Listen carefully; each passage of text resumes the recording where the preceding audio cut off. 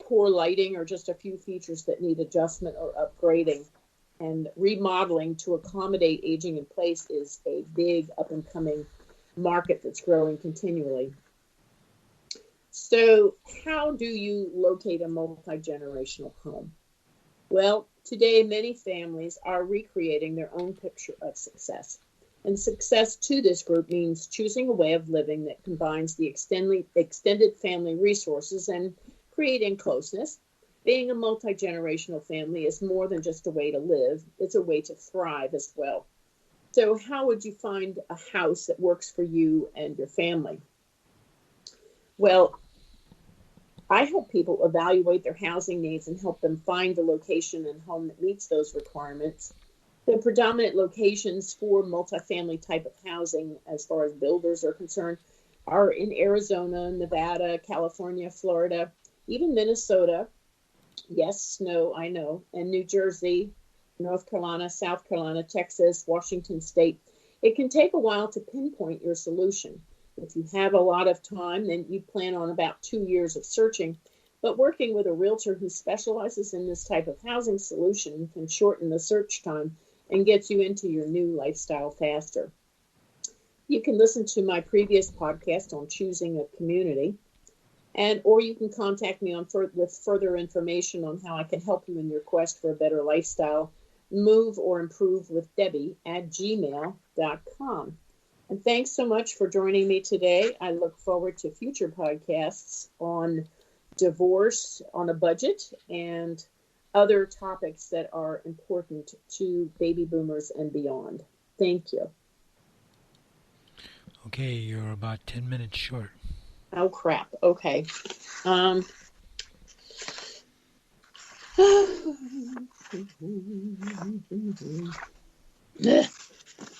Geez, I thought I timed this out. Let's see.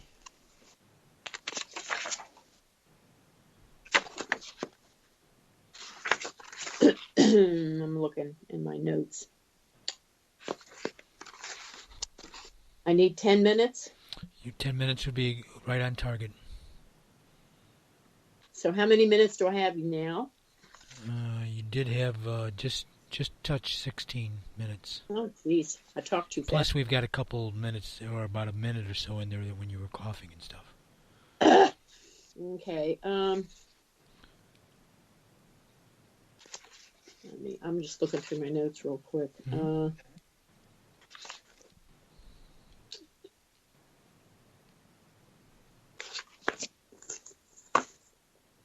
Can you go back and to before I start talking about myself and my services and interject some other text, some other verbiage? Where was it at?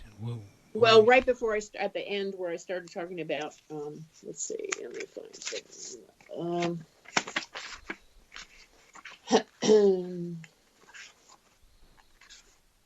Where it says, how do you locate a multi-generational home? It's the last main topic. Location, okay.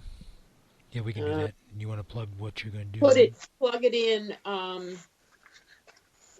right after the first paragraph where it says being a multi-generational family is more than just a way to live, it's a way to thrive. So how do you find a house that will work for you and your family? You can put it after that. And okay. Let me just, I got to put on my other glasses. I can't read with these.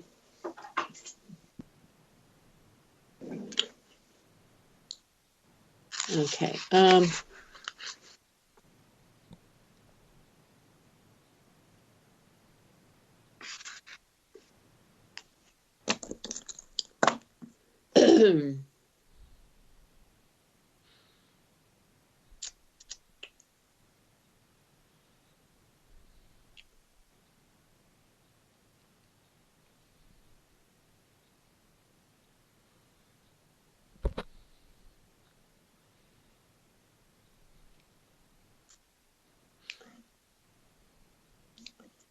Okay, start there.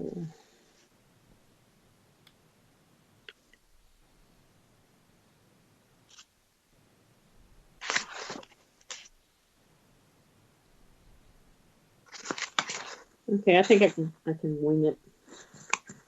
Okay. 10 more minutes. I don't know, about 10 more minutes, but yeah, I may read a little slower or have to stop and start, but you can piece that together. Sure. Okay. All right. Let me make a note where we are. Okay. Here we go. Going in 3, 2, 1. One thing you want to remember on searching for something is know what your lifestyle is and what goals you have in choosing your new multi-generational lifestyle, because there are so many choices and choices are increasing, that you just want to make sure that you have a good focus on what you're looking for that's best for your family.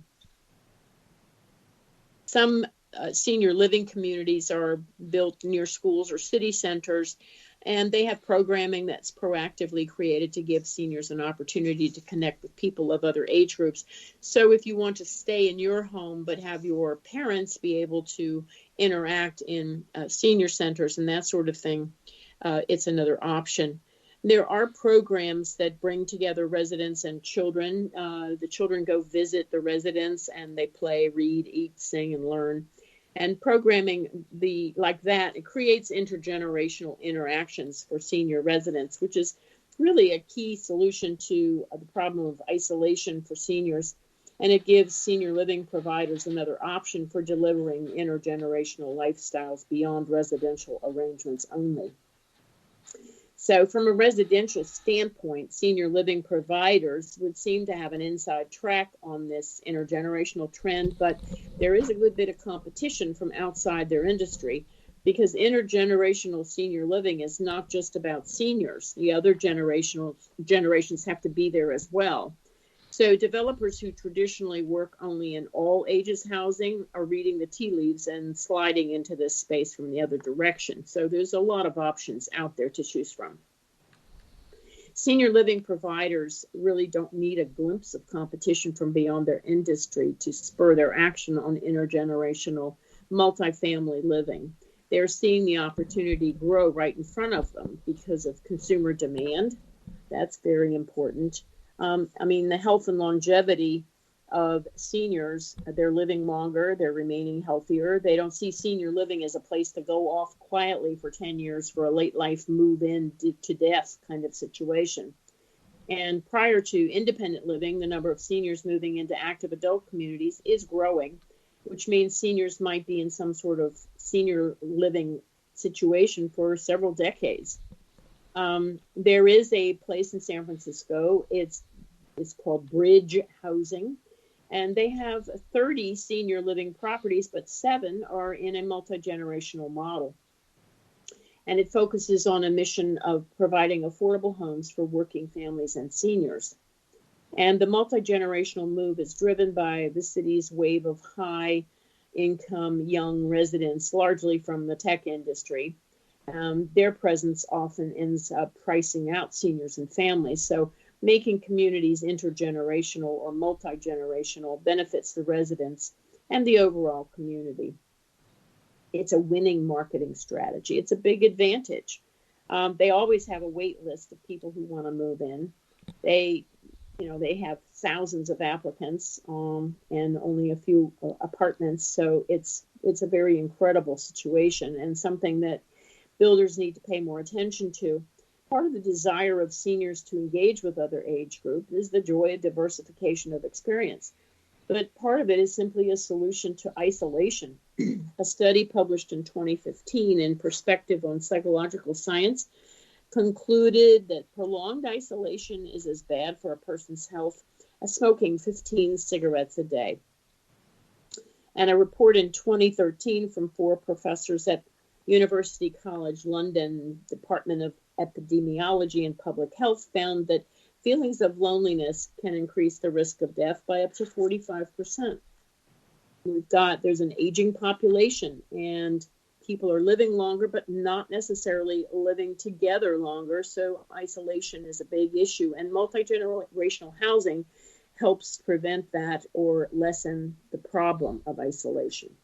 And it's not enough, though, for seniors to be interested. The other generations have to be, too. So There's parents of young children, as I talked about before. When the grandparents live with the children and the grandchildren, it really helps with childcare.